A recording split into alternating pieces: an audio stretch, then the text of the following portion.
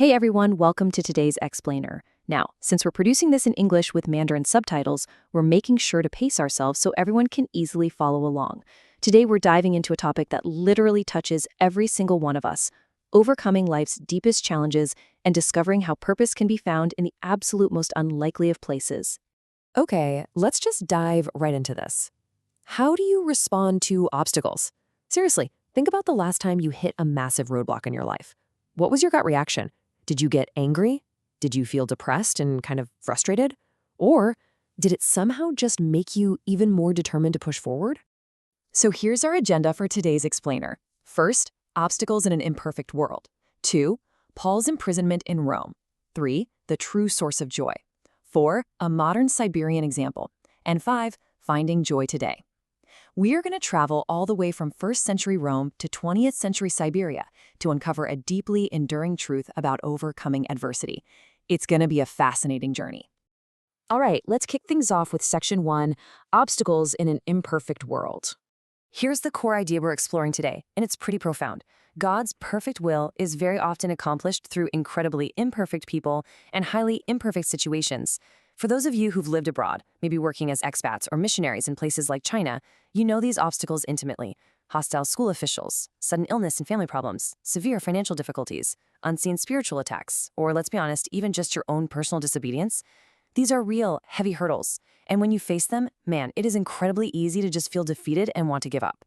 Moving on to Section 2, Paul's imprisonment in Rome. Let's transport ourselves back to the 1st century and look at the grim background of the Apostle Paul's famous letter to the Philippians. Now, what's really fascinating here is the direct parallel to our modern world. So Paul wasn't locked in some standard state prison cell. He was under house arrest. But get this, that meant he actually had to rent his own house and pay for his own food, all while being a prisoner. This financial reality is actually remarkably similar to how modern Chinese hospitals operate today. If you've been in one, you know meals aren't just automatically provided by the state. Patients rely entirely on their family and friends to bring them food and cover their basic needs. It was the same deal for Paul. He was completely dependent on financial gifts from the Philippian church, literally just to survive his captivity. And his physical reality gets even more intense. 6. That's the number of hours Paul would spend chained by their wrists to an elite Roman soldier from the Praetorian Guard. Because they couldn't risk him escaping, these heavily armed guards worked in rotating 6-hour shifts. Just imagine that reality. For up to 6 hours at a time, you are literally tethered by a short chain to the very elite guards whose usual job is protecting Emperor Caesar himself. Absolutely wild.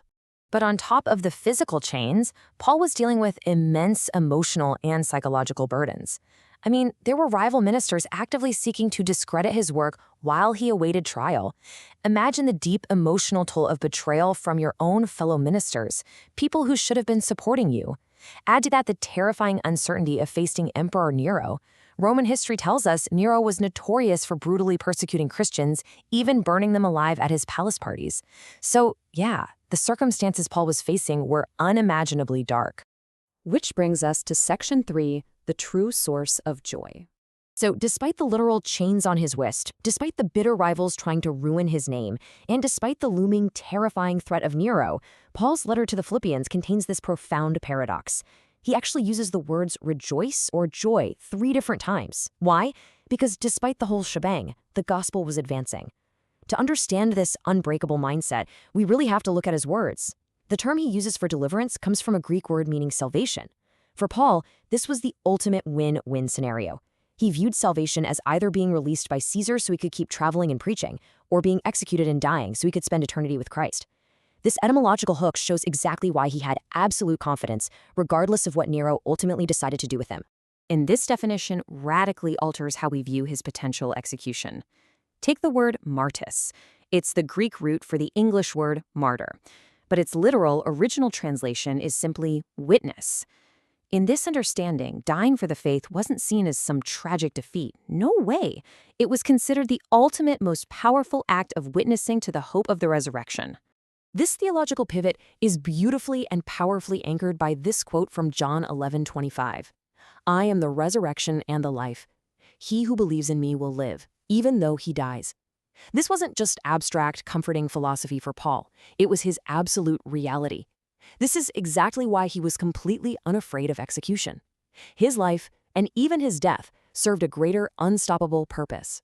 All right, Section 4, a modern Siberian example. Does this ancient first-century principle still hold up in our modern world? Let's fast forward to the 1960s in the Soviet Union and find out.